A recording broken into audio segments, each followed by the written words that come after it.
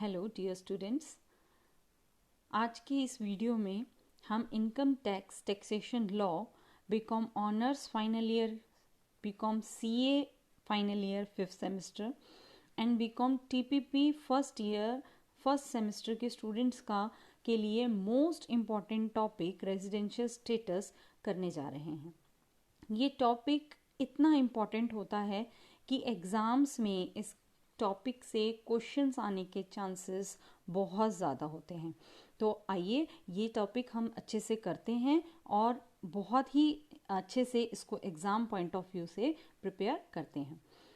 सबसे पहले residential status को समझने के लिए हमें ये देखना होगा कि एक वर्ड होता है आपका सिटीज़न और एक वर्ड होता है आपका रेजिडेंट। सिटीजनशिप किसी को भी किसी भी कंट्री की बाय बर्थ मिलती है, लेकिन रेजिडेंट कोई भी किसी भी कंट्री का बाय प्रेजेंस होता है। क्लियर? बाय बर्थ मिलने का मतलब है कि एक बार आपने वहाँ पर जन्म ले लिया तो आप वहाँ के सिटीज़न जो हैं वो हो जाते हैं। लेकिन रेजिडेंट के लिए बनने के लिए आपको वहाँ रहना ज़रूरी है। जैसे अभी आप फरीदाबाद में रह रहे हैं तो आप फरीदाबाद के निवासी हैं, आप इंडिया के रेजिडेंट हैं। क्लियर? इसके बाद सिटीजनशिप जो होती है वो most of the time permanent होती है, अनलेस एंड अनटिल आप अपना कहीं और का सिटीजनशिप जो है वो एक्वायर ना कर लें। ठीक है, मोस्ट ऑफ द टाइम ये परमानेंट ही रहती है। जैसे आप इंडियन सिटीज़न हो तो ये आप पे एक टैग लग चुका है जो कि बहुत जल्दी जो है वो चेंज नहीं हो सकता है। लेकिन अगर रेजिडेंटशिप की बात करें तो जो रेजिडेंटशिप है वो टेम्परेरी नेचर की होती है। आज आप लोग बीकॉम ऑनर्स कर रहे हैं, ग्रेजुएशन कर रहे हैं तो आप यहाँ फरीदाबाद में हैं, लेकिन कल को आप दिल्ली जा सकते हैं, हैदराबाद जा सकते हैं या आउट ऑफ कंट्री भी जा सकते हैं हायर स्टडीज़ के लिए। तो आपका रेजिडेंशियल स्टेटस जो है वो बदल जाता है। इनकम टैक्स को सिटीज़न से कोई मतलब नहीं है। उन्हें सिटीज़न से जो है वो टैक्स नहीं लेना है, उन्हें उस आदमी से टैक्स लेना है जो इंडिया का रेजिडेंट है। क्यों ऐसा है कि उन्हें सिटीज़न को नहीं टारगेट करना, उन्हें रेजिडेंट को करना है? ऐसा इसीलिए है क्योंकि जो रेजिडेंट होता है, जो इंडिया में रह रहा है, इंडिया में प्रेजेंट है, वो ही इंडिया की जो चीज़ें हैं उनको यूज़ कर रहा होगा, उनको यूटिलाइज़ कर रहा होगा। जैसे आपके ब्रिजेस हैं, रोड्स हैं, डैम्स हैं, आपके होटल्स हैं। ठीक है, तो वही इंफ्रास्ट्रक्चर फैसिलिटीज़ जो गवर्नमेंट प्रोवाइड करती है, ठीक है, वो उनका जो यूजेज कर रहा है वो वही कर पाता है जो इंडिया में रह रहा होता है। बेशक से कोई इंडिया का सिटीज़न है लेकिन इंडिया में रह नहीं रहा तो इट मीन्स कि वो उसको यूज़ नहीं कर पाएगा फैसिलिटीज़ को। तो इसीलिए इनकम टैक्स की जो नज़र होती है वो किसी सिटीज़न पे नहीं होती, वो रेजिडेंट पे होती है कि वो इंडिया का रेजिडेंट है कि इंडिया का रेजिडेंट नहीं है। इसके बाद हम आते हैं नेक्स्ट टॉपिक पे जो कि है residential status. Residential status means where do you live. ठीक है, आप कहाँ रहते हैं। इसका मतलब ये हुआ कि know which income is taxable in India. आपको ये पता लगाना है कि इंडिया में कौन सी इनकम जो है वो टैक्सेबल होगी। इसके बाद हम आते हैं अपने नेक्स्ट स्लाइड पे जो कि ये कहती है कि why there is a need to determine the residential status. ऐसा क्यों ज़रूरत पड़ी कि हमें रेजिडेंशियल स्टेटस को निकालना पड़ा? तो बेटा ऐसा इसलिए ज़रूरत हुई क्योंकि जो रेजिडेंशियल स्टेटस है, एक रेजिडेंशियल स्टेटस है किसी भी एसएससी का, वो डिटरमाइन करता है, वो ये बताता है कि एक आदमी की जो ग्लोबल टैक्सेबल इनकम होगी इंडिया में वो कितनी होगी। यानी एक आदमी बहुत सारी जगह से, पूरे वर्ल्ड में वो बहुत सारी जगह से कमा सकता है, उसकी ग्लोबल इनकम हो सकती है। उस ग्लोबल इनकम पर वो टैक्स इंडिया में देगा या नहीं देगा ये डिपेंड करेगा उसके रेजिडेंशियल स्टेटस पे। इसको हम एक बहुत अच्छे एग्जाम्पल से समझते हैं। For example, mister x earns 2 lakh rupees from India and 5 lakh rupees from USA. मान लीजिए एक मिस्टर एक्स हैं, उन्होंने 2 लाख इंडिया में कमाए और 5 लाख यूएसए में कमाए। जो वो 2 लाख इंडिया में अर्न करते हैं वो इंडियन इनकम है, इसीलिए इंडिया में टैक्स होगी, इसमें कोई दो राय नहीं है। लेकिन जो 5 लाख वो फॉरेन इनकम है उनकी, यूएसए से उन्होंने अर्न करे हैं, उस पर वो टैक्स कहाँ देगा? इंडिया में देगा या इंडिया में नहीं देगा? ये प्योरली डिपेंड्स करेगा कि उसका रेजिडेंशियल स्टेटस क्या है। अगर वो रेजिडेंट होगा तो इंडिया में दे देगा, अगर वो रेजिडेंट नहीं होगा तो फिर वो इंडिया में नहीं देगा। तो ये सब कुछ डिपेंड करता है उसके रेजिडेंशियल स्टेटस में। अब पढ़ते हैं residential status as per section 6। As per section 6, the residential status of a person is determined for every year since income is computed for each previous year. Residential status किसी भी person का हर साल निकाला जाता है, क्योंकि हर साल की इनकम भी उसकी हम कंप्यूट करते हैं। आप लोगों को पता होना चाहिए कि आपका असेसमेंट ईयर है 2020-21 और आपका प्रीवियस ईयर है 2019-20। तो 2019-20 के लिए जब आप उसकी इनकम निकाल रहे हो तो आपको जो उसका रेजिडेंशियल स्टेटस भी चेक करना है वो 2019-20 के लिए करना है, क्योंकि इसलिए नहीं कि हम उसको 18-19 के लिए चेक करने लग जाएं। 19-20 में वो इंडिया में था या इंडिया में नहीं था, ये हमें चेक करना है। इसके बाद नेक्स्ट पॉइंट कहता है a person may be resident for one previous year and non resident in the next year. देखिए, एक इंडिविजुअल की बात करें तो एक इंडिविजुअल जो है वो अपनी मर्जी से कहीं भी आ जा सकता है। तो ये बिल्कुल पॉसिबल है कि इस साल एक साल वो रेजिडेंट हो और अगले ही साल वो नॉन रेजिडेंट हो, वो यहाँ इंडिया में हो ही ना। तो ये बिल्कुल पॉसिबिलिटी होती है। देन नेक्स्ट पॉइंट कहता है an assessee may be resident of more than one country in the same previous year.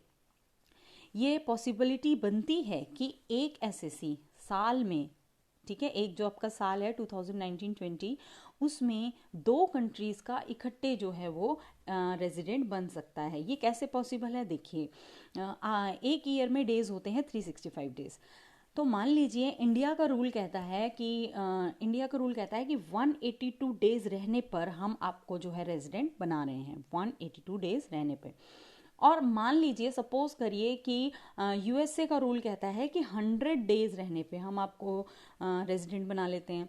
इसका मतलब अगर वो 182 हमारे यहाँ रहा और 100 वहाँ रहा तो फिर वो दोनों ही कंट्रीज़ का रेजिडेंट बन सकता है। ये पॉसिबिलिटीज़ रहती हैं। क्लियर? इसके बाद नेक्स्ट पॉइंट पे आते हैं the residential status will be considered same for each type of income. हमने अपने फर्स्ट चैप्टर में डिस्कस किया था कि there are 5 heads of income. Income को 5 हेड में बांटा गया है, ठीक है। Salary, house property, PGBP, business head and capital gain and other source. ये आपके 5 हेड्स ऑफ इनकम है। तो अगर मैं सैलरी से इनकम अर्न कर रही हूँ तो मेरे लिए वही रेजिडेंशियल स्टेटस जो सैलरी में मेरा काउंट हुआ गया है वही हाउस प्रॉपर्टी के लिए भी माना जाएगा, वही कैपिटल गेन के लिए भी माना जाएगा, वही बिजनेस के लिए माना जाएगा। ये ऐसा नहीं होता कि सैलरी के लिए तो मैं रेजिडेंट हूँ और हाउस प्रॉपर्टी क्योंकि मेरी लंदन में है तो मैं उसके लिए नॉन रेजिडेंट बन जाती हूँ। ऐसा पॉसिबिलिटी नहीं होती। अगर कोई एक आदमी एक इनकम के लिए रेजिडेंट है तो फिर वो हर इनकम के लिए रेजिडेंट माना जाएगा। इसके बाद लास्ट पॉइंट कहता है an Indian may be a non resident and a foreigner may be a resident. एक इंडियन जो है वो ये पॉसिबल हो सकता है कि वो नॉन रेजिडेंट हो जाए। देखो, हम सिटीजन की बात नहीं कर रहे हैं यहाँ पर, मैंने पहले ही आपको क्लियर करके चला है कि हम यहाँ पर बात सिर्फ और सिर्फ रेजिडेंट नॉन रेजिडेंट की कर रहे हैं। तो ये पॉसिबिलिटी हो सकती है कि जो इंडियन इंडिया में रह ही नहीं रहा वो यहाँ का नॉन रेजिडेंट हो गया और जो फॉरेनर इंडिया में ही रह रहा है तो वो यहाँ का रेजिडेंट हो गया। तो आई होप आपको यहाँ तक क्लियर होगा। आगे बढ़ते हैं। आगे का जो बात है वो है residential status of an individual. First chapter में आप लोगों ने पढ़ा होगा अंडर सेक्शन 2 सबसेक्शन 31 जो पर्सन की कैटेगरी है वो 8 टाइप्स की होती है। Individual, HUF, firm, AOP, BOI, local authority, any other artificial judicial person. ये जो 8 कैटेगरी के पर्सन्स होते हैं इन सब का रेजिडेंशियल स्टेटस अलग अलग निकाला जाता है।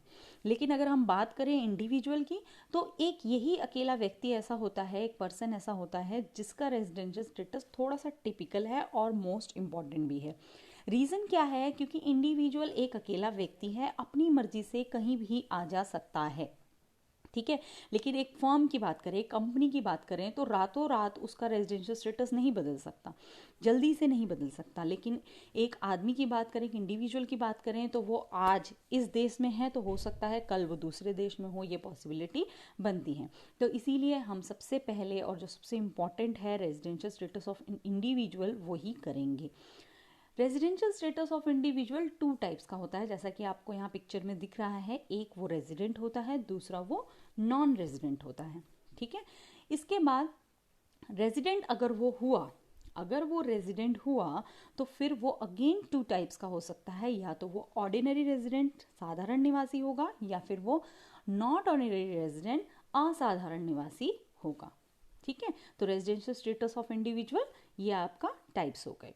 इसके बाद अब हमने एक आदमी को बोला कि वो या तो रेजिडेंट होगा या नॉन रेजिडेंट, तो वो आदमी हैरान परेशान हो सकता है। वो ये सोच सकता है कि how do I determine my residential status, मैं अपना रेजिडेंशियल स्टेटस कैसे डिटरमाइन करूं। तो उसके लिए इनकम टैक्स ने बोला हुआ है कि आप चेक करिए अपनी बेसिक कंडीशन। ठीक है, ये basic condition income tax act 1961 हमें प्रोवाइड करता है, और वो हमें ये समझाता है कि कैसे आप अपने आप को रेजिडेंट या फिर नॉन रेजिडेंट बता सकते हैं। ठीक है, इसके बाद नेक्स्ट आते हैं कुछ रूल्स हैं अंडर सेक्शन 6(1) एंड 6(6) जो रेजिडेंशियल स्टेटस के इंडिविजुअल के रूल्स हैं उसको हम पढ़ लेते हैं थोड़ा सा। The residential status of an individual does not depend upon the citizenship but सोलिली on the basis of physical presence. ये हम पहले ही डिस्कस कर चुके हैं, सिटीजनशिप से कुछ लेना देना है नहीं, हमें सिर्फ और सिर्फ फिजिकल प्रेजेंस ही देखनी है एसएससी की इंडिया में।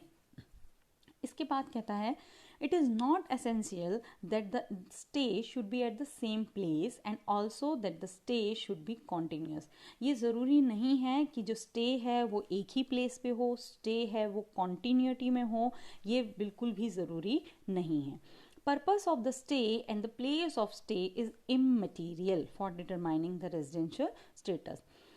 स्टे जो वो रुका हुआ है इंडिया में, उसका पर्पस बिल्कुल भी ज़रूरी नहीं है कि वो किस काम से रुका हुआ है। उसका प्लेस कि वो इंडिया में कहाँ रुका हुआ है, इंडिया हमारा बहुत बड़ा है, वो अंडमान निकोबार आइलैंड में भी अगर है, लक्षद्वीप में भी अगर है, तो भी वो इंडिया में माना जाएगा। ठीक है, इसके बाद कहता है stay within territorial waters of India is treated as stay in India. बेटा पानी में भी बॉर्डर्स बने हुए हैं, यानी वाटर्स भी डिवाइड हो रखे हैं। अगर मैं इंडियन ओशियन की बात करूं तो इंडियन ओशियन में भी बॉर्डर्स की लाइन एक खींची होगी। जैसे ही वो हमारे टेरिटोरियल वाटर यानी बॉर्डर्स में एंटर करेगा, वहीं से उसके डेज काउंट करना हम स्टार्ट कर देंगे। हम ये इंतज़ार नहीं करेंगे कि वो पोर्ट पे कब आया, हम वहीं से उसके डेज जो हैं वो इंडिया में काउंट करना स्टार्ट कर देते हैं। The day he comes to India and the day he leaves India, both the days are counted as stay in India. आने का दिन जिस दिन इंडिया आया, जाने का दिन जिस दिन इंडिया से गया, दोनों ही डेज को आप इंडिया में काउंट करेंगे। आने का दिन, जाने का दिन इंडिया में काउंट होता है। इंपॉर्टेंट पॉइंट है ये। इसके बाद नेक्स्ट कहता है where an individual is in India only for a part of day. अगर वो आधे दिन, ठीक है, पार्ट ऑफ डे स्टे उसने किया है, तो आपने उसकी कैलकुलेशन कैसे करनी है, जैसे ही उसके 24 आवर्स का स्टे आपका पूरा होगा तो आप उसे 1 डे मान लेंगे। ठीक है, तो ये कुछ इंपॉर्टेंट पॉइंट्स है रेजिडेंशियल स्टेटस निकालने के इंडिविजुअल्स के, जिनको हमने कंसिडर करना है। इसके बाद अब हम आ जाते हैं अपनी बेसिक कंडीशन पे। मैं दोबारा से रिमाइंड करा दूं कि बेसिक कंडीशन हम क्यों देख रहे हैं। बेसिक कंडीशन हम देख रहे हैं ये पता लगाने के लिए कि एक आदमी, एक इंडिविजुअल रेजिडेंट है कि नॉन रेजिडेंट। ठीक है, ये दो चीज़ों में डिफरेंस पता लगाने के लिए कि हम उसे रेजिडेंट बताएं या हम उसे नॉन रेजिडेंट बताएं, हम बेसिक कंडीशन देखते हैं। बेसिक कंडीशन में आपको जो ये 1, 2 एंड 3 दिख रहा है सर्कल में, ये इंडिविजुअल्स की कैटेगरी हैं। Category number 1 individual, category number 2 individual and category number 3 individual. Category number 1 individual कहता है कि कौन होता है कि एन इंडियन सिटीजन, सिटीजन लिखा है but it means Indian citizen, an Indian citizen who leaves India. देखो बोल्ड किया हुआ है, लीव्स को थोड़ा फॉन्ट साइज बढ़ा रखा है इसका क्योंकि ये इंपॉर्टेंट है। An Indian citizen who leaves India during the previous year, आपके प्रीवियस ईयर में वो इंडिया छोड़ के गया होगा for the purpose of employment. और किस लिए छोड़ के गया होगा, जॉब के काम से, एम्प्लॉयमेंट के पर्पस से।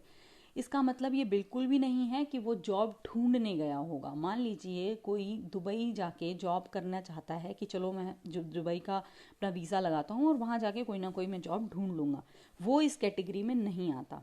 फिर से सुनिए, फर्स्ट कैटेगरी में वो इंडिविजुअल आता है जो इंडिया का सिटीज़न है, इंडियन ओरिजिन का भी हो सकता है, और जो इंडिया जा रहा है, इंडिया से जा रहा है, लीव्स इंडिया, छोड़ के जा रहा है। क्यों छोड़ के जा रहा है? एम्प्लॉयमेंट पर्पस के लिए।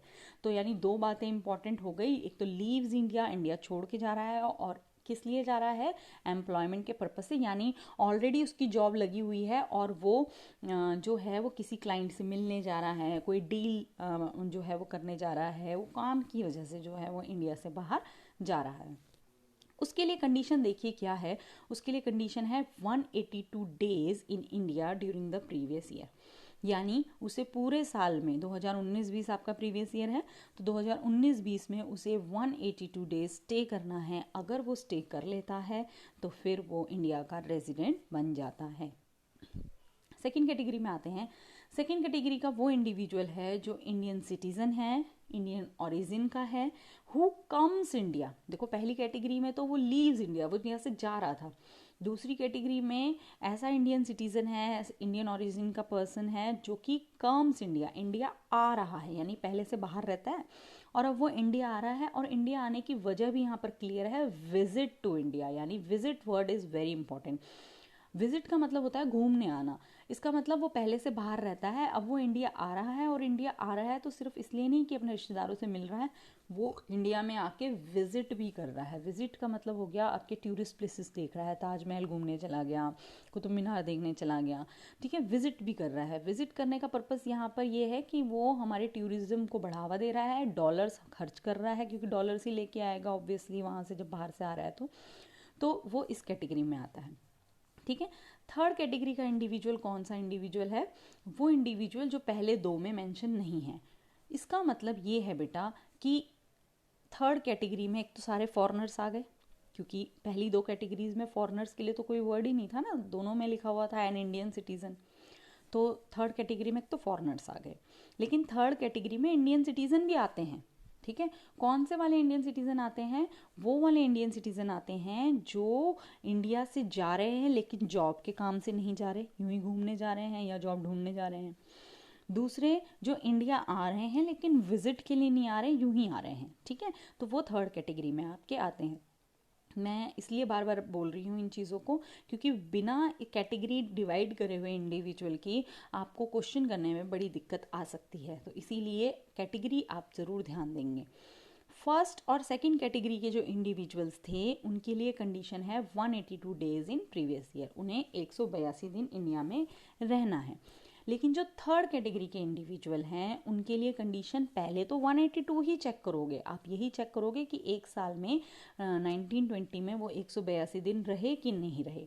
लेकिन अगर वो 182 दिन नहीं रहे तो फिर आप चेक करोगे क्या 60 डेज रहे हैं 2019-20 में, क्या वो 60 डेज रहे हैं। अगर वो 60 डेज रहे हैं तो प्लस में आपको एक और चीज़ चेक करनी है, उनके पीछे के 4 सालों में 365 दिन का रिकॉर्ड। अब पीछे के 4 साल कौन से हैं? 4 प्रीसीडिंग प्रीवियस ईयर कौन से हैं? जैसे आपका प्रीवियस ईयर है 1920, तो पीछे के 4 साल शुरू होंगे 2018-19, 2017-18, 16-17 एंड 15-16। ये पीछे के 4 सालों में उन्हें 365 दिन इंडिया में स्टे करना है। अगर वो इस तरीके से इंडिया में स्टे करते हैं 60 डेज प्रीवियस ईयर में और 365 4 ईयर्स में, तो फिर वो इंडिया के रेजिडेंट बन जाते हैं। आई होप आपको बेसिक कंडीशन क्लियर हो गई होगी। तो बेसिक कंडीशन में इंडिविजुअल को हमने 3 कैटेगरी में बांटा। पहली कैटेगरी वो इंडिविजुअल जो इंडिया का सिटीजन है, इंडियन ओरिजिन का है, इंडिया छोड़ के जा रहा है जॉब के पर्पस से, एम्प्लॉयमेंट पर्पस से। दूसरी कैटेगरी में वो इंडिविजुअल जो इंडिया का सिटीजन है, इंडियन ओरिजिन का है और इंडिया आ रहा है घूमने के लिए, विजिट के लिए। तीसरी कैटेगरी में एनी अदर, जो ये दोनों नहीं है, ठीक है। पहली 2 कैटेगरीज के लिए कंडीशन है 182 डेज और लास्ट के लिए कंडीशन है 182 तो देखना ही है, वेल एंड गुड अगर कर दे तो। नहीं करता तो 60 प्लस 365 डेज वाली कंडीशन आपने चेक करनी है। इसके बाद हम आगे बढ़ते हैं। जैसे ही कोई इंडिविजुअल बेसिक कंडीशन सेटिस्फाई करता है तो वो क्या बन जाता है? रेजिडेंट, ठीक है। अब रेजिडेंट वो बन गया तो हमें क्या चेक करना है कि वो ऑर्डिनरी रेजिडेंट है या फिर वो नॉन ऑर्डिनरी रेजिडेंट है। उसके लिए हमें इनकम टैक्स एक्ट ने दी हुई है एडिशनल कंडीशन। एडिशनल कंडीशन क्या है? A resident individual is treated as ordinary resident in India if he satisfy both the additional condition. अगर एक रेजिडेंट इंडिविजुअल दोनों एडिशनल कंडीशन को सेटिस्फाई कर लेता है तो ही वो हमारे देश का ऑर्डिनरी रेजिडेंट, साधारण निवासी बन सकता है। तो एडिशनल कंडीशन नंबर 1 क्या कहती है? देखो, एडिशनल नंबर 1 कहती है he has been resident in India at least 2 out of 10 previous year according to the basic condition noted above immediately preceding the relevant previous year। आपने क्या करना है? आपने पिछले 10 साल का उसका रिकॉर्ड चेक करना है। ठीक है, 10 साल आपके कैसे चेक होंगे? जैसे 19-20 आपका प्रीवियस ईयर है, इसके पीछे के 10 साल। ठीक है, पीछे के 10 साल जब आप चेक करोगे तो उसमें आपने ये देखना है कि कोई भी 2 साल उसे इंडिया का रेजिडेंट होना है। अब वो 2 साल कोई भी हो सकते हैं। ठीक है, 2 साल इंडिया का रेजिडेंट वो कैसे हो, ये कैसे पता लगाओगे? वो 182 डेज वाली कंडीशन देखते हुए। क्लियर? तो आपने ये देखना है कि 182 डेज हुए तो इट मीन्स कि उसने बेसिक सेटिस्फाई कर ली उस ईयर में, तो वो ईयर वो रेजिडेंट बन गया। इसी तरीके से दूसरा ईयर देखना है, उस ईयर भी उसे रेजिडेंट बनाना है। अगर वो कोई 2 साल वो रेजिडेंट होगा इंडिया का तो फिर वो फर्स्ट एडिशनल कंडीशन सेटिस्फाई करेगा। इसके बाद आते हैं सेकेंड एडिशनल कंडीशन पे। सेकेंड एडिशनल कंडीशन कहती है he has been in India for a period of 730 days और more during 7 years immediately preceding the relevant previous year. जैसे 19-20 आपका साल है तो उससे पीछे के 7 सालों के रिकॉर्ड आपने देखने हैं। उन 7 सालों में उसे टोटल 730 डेज पूरे करने हैं। कॉन्टीन्यूटी ज़रूरी बिल्कुल भी नहीं है, ये मैं पहले ही डिस्कस कर चुकी हूँ। आपने उसके 730 दिन चेक करने हैं। अगर उसके 729 दिन भी हो रहे हैं तो भी वो सेकेंड एडिशनल कंडीशन सेटिस्फाई नहीं करेगा। सेकेंड एडिशनल कंडीशन सेटिस्फाई करने के लिए 730 दिन पूरे होना ज़रूरी है। अभी मैं फिर बता दूं, जैसे ही कोई रेजिडेंट इंडिविजुअल दोनों कंडीशन सेटिस्फाई करेगा तो ही वो क्या बनेगा? Ordinary resident. जल्दी से हम ब्रीफ में देख लेते हैं। रेजिडेंट की कंडीशन क्या थी? रेजिडेंट बनने के लिए उसको क्या करनी थी? बेसिक कंडीशन सेटिस्फाई करनी थी। ठीक है, जैसे ही उसने बेसिक सेटिस्फाई करी फिर हम चेक करते थे उसकी एडिशनल, ताकि हम ये पता लगा पाए कि वो ऑर्डिनरी है कि नॉन ऑर्डिनरी। ऑर्डिनरी रेजिडेंट बनने के लिए उसे बेसिक तो करनी ही है, उसके साथ साथ उसे दोनों एडिशनल कंडीशन सेटिस्फाई करनी है। नॉन ऑर्डिनरी बनने के लिए उसे बेसिक तो करनी है पर एडिशनल या तो एक करेगा या फिर एक भी नहीं करेगा। ठीक है, और नॉन रेजिडेंट कोई भी कैसे बनता है? जब वो बेसिक ही सेटिस्फाई नहीं करेगा। क्लियर? तो आई होप आपको यहाँ तक क्लियर हो गया हो। अब मैं फटाफट से एक न्यूमेरिकल क्वेश्चन से आपको और अच्छे से ये समझा देती हूँ ताकि आप इसको अच्छे से कर पाएँ। Mr. Imran Khan, a Pakistani cricketer, comes India since 2006-2007 every year to play cricket and stay here for 120 days. आपको उसका रेजिडेंशियल स्टेटस निकालना है। इमरान खान एक पाकिस्तानी क्रिकेट प्लेयर है। वो इंडिया आता है 2006-07 से, हर साल आ रहा है क्रिकेट खेलने के लिए और 120 दिन यहाँ पर रहता है। तो इसका आपने रेजिडेंशियल स्टेटस जो है वो निकालना है। सॉल्यूशन में देखो क्या कहता है। फर्स्ट ऑफ ऑल हमें क्या चेक करनी है? इंडिविजुअल की कैटेगरी। मैंने आपको तब भी बताया था कैटेगरी इज़ वेरी इंपॉर्टेंट। अब क्योंकि इमरान खान एक फॉरेनर है तो वो फर्स्ट और सेकंड कैटेगरी में नहीं आ सकता। वो कौन सी कैटेगरी में आएगा? थर्ड कैटेगरी में। थर्ड कैटेगरी में आते ही उसके लिए जो कंडीशन होगी वो होगी या तो 182 डेज रहे इंडिया में या फिर 60 + 365 डेज रहे इंडिया में। क्लियर? तो अब देखते हैं कि वो क्या कर रहा है satisfy. Now, since Imran Khan was stayed for 120 days in India for previous year 2019-20, क्योंकि वो previous year 19-20 में 120 दिन रहता है, इसका मतलब हम क्या चेक करेंगे? 60 + 365। 182 तो रह नहीं रहा ना वो, तो हमें क्या चेक करनी पड़ेगी? 60 + 365 डेज।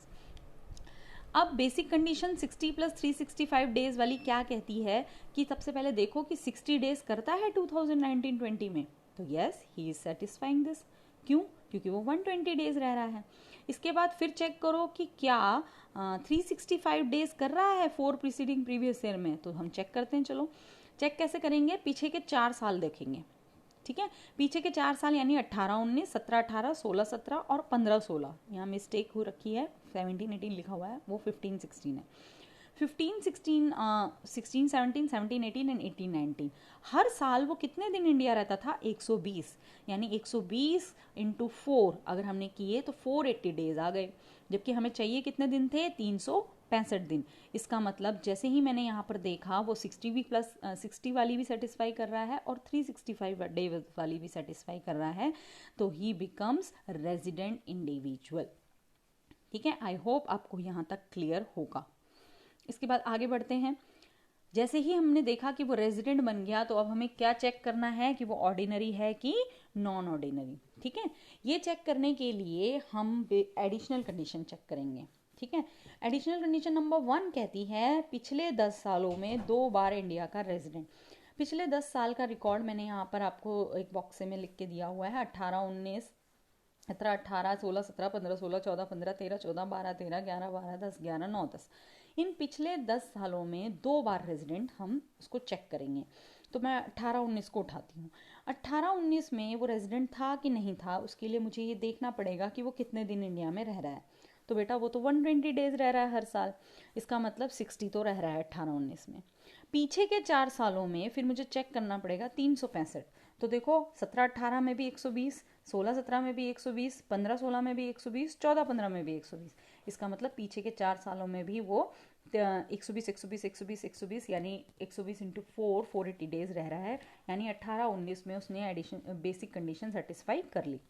अब 17-18 में भी सेम वो बेसिक कंडीशन सेटिस्फाई कर लेगा। इसका मतलब उसके 2 साल क्या ज़्यादा ही साल वो इंडिया का रेजिडेंट बन रहा है, तो वो फर्स्ट एडिशनल कंडीशन सेटिस्फाई करता है कि 2 आउट ऑफ 10 प्रीवियस ईयर वो हमारे देश का रेजिडेंट है। क्लियर हुआ इसको? इसके बाद सेकंड एडिशनल कंडीशन पे आते हैं। सेकंड एडिशनल कहती है 7 सालों में 730 दिन। तो पीछे के 7 साल जो आपको बॉक्स में दिख रहे हैं, हर साल वो 120 दिन रहा। 120 इंटू 7 840 डेज, तो 840 डेज अगर वो इंडिया में रहा है तो उसने सेकंड कंडीशन भी सेटिस्फाई कर ली। He satisfies both the additional condition, hence he becomes ordinary resident. क्योंकि उसने दोनों एडिशनल कंडीशन सेटिस्फाई कर ली, तो वो क्या बन गया? Ordinary resident. देखने में लगता था कि इमरान खान एक पाकिस्तानी क्रिकेट प्लेयर है, हमारे देश का है भी नहीं, लेकिन फिर भी जब हमने उसका 10 साल का रिकॉर्ड देखा, जब हमने उसका 7 साल का रिकॉर्ड देखा, तो वो इंडिया में ही पाया जा रहा था, तो इसीलिए हमने उसे बना दिया इंडिया का ऑर्डिनरी रेजिडेंट। ठीक है, नेक्स्ट ये एक असाइनमेंट क्वेश्चन मैं आप लोगों के लिए देना चाहूँगी। मैं इसके साथ ही अपनी इस वीडियो को एंड कर रही हूँ।